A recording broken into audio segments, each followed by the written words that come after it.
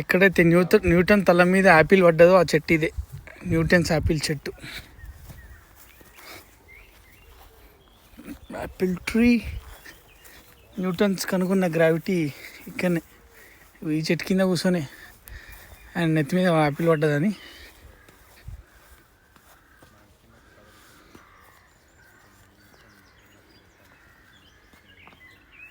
ఇదే ఇక్కడ ఆయన కనుక్కున్నది.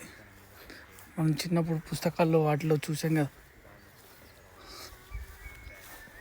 బొమ్మ లాంటి మనిషి లాంటి బొమ్మ.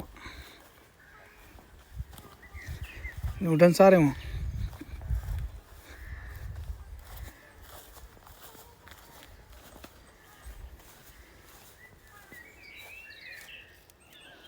చెట్టు ఏవి, చెట్టు కొమ్మలే.